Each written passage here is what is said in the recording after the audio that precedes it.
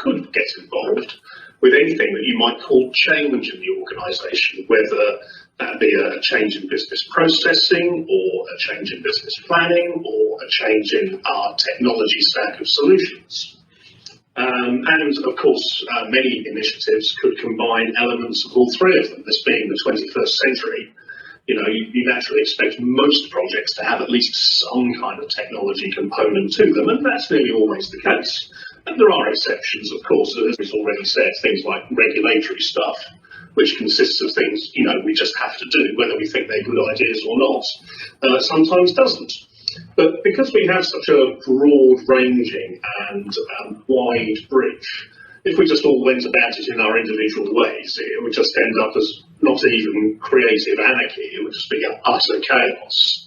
So we have a framework that we operate within ourselves to ensure that we're all operating at the same level, we're all joined up, we're all consistent, that enterprise change that we deliver and release is done in a controlled way, it doesn't cause disruption. Any of us who've worked in projects for any length of time or have even been the recipients of project deliveries, I'm sure, have come across that project somewhere in the past that looks awesome at the front end but just leaves a trail of carnage behind it because the control hasn't been so good. So we have this framework we operate within. Like most frameworks, at a detail level, it's actually fairly dull, so I won't go into enormous detail on all of it.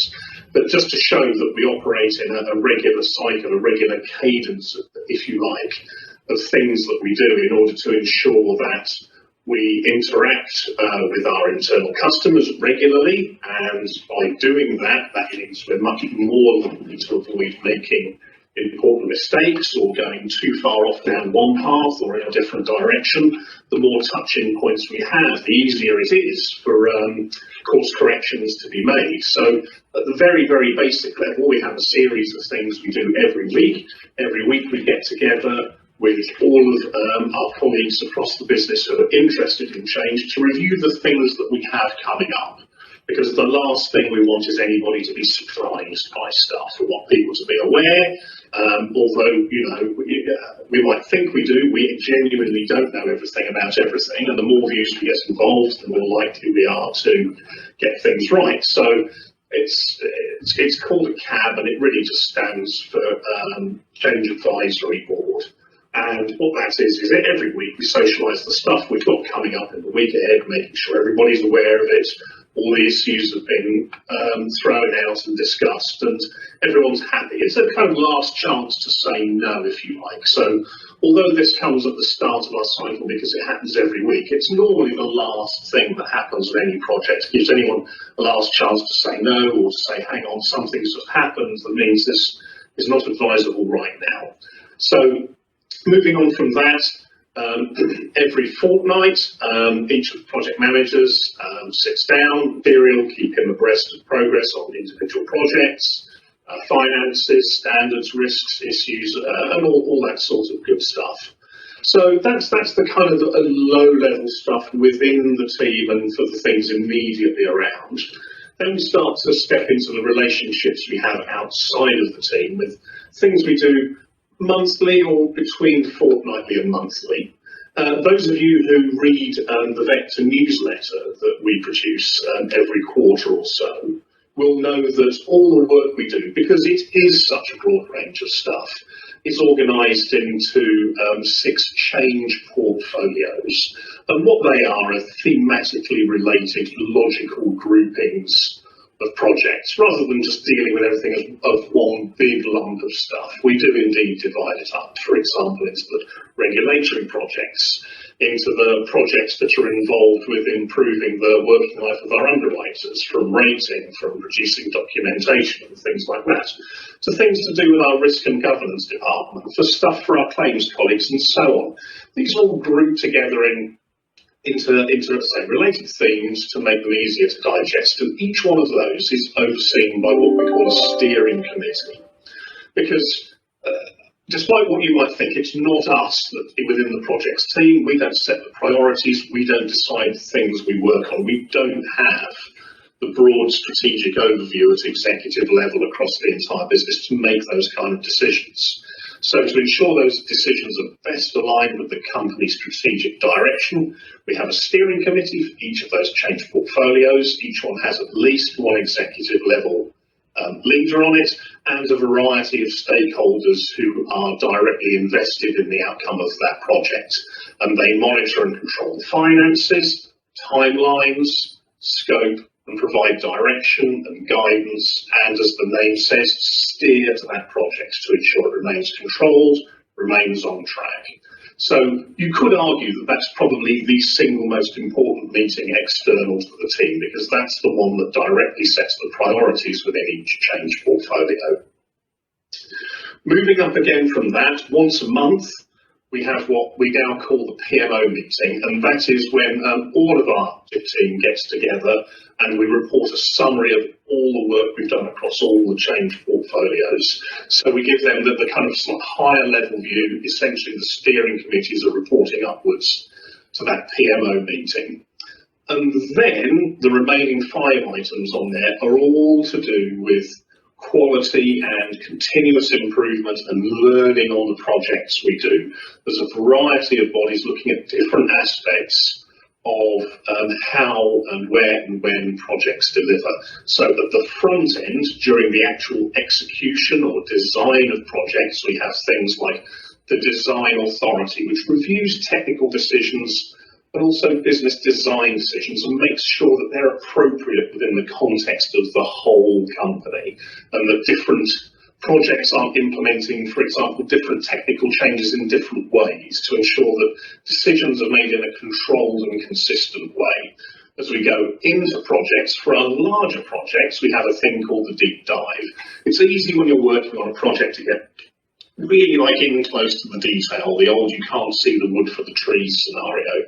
So every now and again we take a pause and we get a group of interested people, and often it's very powerful to get people who've not worked on that project to date to come in and do this deep dive and just have a look at what we're doing and go, are we still on course to deliver what we intended to do? Are we still staying faithful to the original objectives?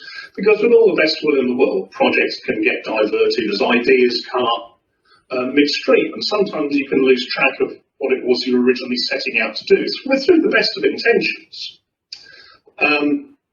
When it comes to actually implementing, we have a thing called an ARM. That is quite a technical forum. It's an architecture review meeting. It actually reviews the detailed technicalities of a project. I won't dwell on that too much because that's highly technical and normally only involves highly technical people. And then when we get to the other end of a project, to the point of delivery and beyond, it's very rare that everything goes perfectly on a project. Welcome when it does, but that's not usual. And it's very important that we hold a lessons learned process, so that we look at, yes, the things that went right, so that we can say this thing went really well and we should definitely do that again, but also the things that didn't go quite so well. If we knew what we knew now, would we have done these things differently? Can we prevent other projects from making that same mistake? And the really, really important thing here is not just to sit all around in a group and write the lessons down and then they get filed away and file share and no one ever sees them again, but to learn from and actually embed that learning and make sure that everything that comes later is an improvement on what went before. And lastly, but by no means least, the benefits review. It's very rare that we just do projects just for the sake of it. We do them because we think they will deliver some benefit to the organisation. That could be a straight financial benefit. It will enable us to reduce costs in some area by improving efficiencies, for example. Or it could be quality of life improvements, making it a better place to work. But whatever they are, they're agreed when the project is originally set up. It's one of the reasons why we're doing this project. And then when we get to the end, we need to make sure that these things were actually achieved, so that the project can be assured to have been a success, and that the things that we wanted to do have actually been achieved. So that's virtually the last thing we do, but arguably one of the more important things. So that's a very, very quick run through of how we guard against us just descending into this kind of creative anarchy. Has anyone got any questions or would like me to go into more detail on any one of those aspects? Mark, there's a question And she says, hello, I'm currently learning Prince 2 Foundation. Is there any external learning development or other resources which helped you get started? Also, do you follow Prince 2 or a different PM methodology? But to directly answer your question, no, we don't follow. We have Prince 2 as kind of guidance at the back of our minds, particularly our project managers, because it is a highly detailed, originally public sector framework for delivering incredibly complicated projects.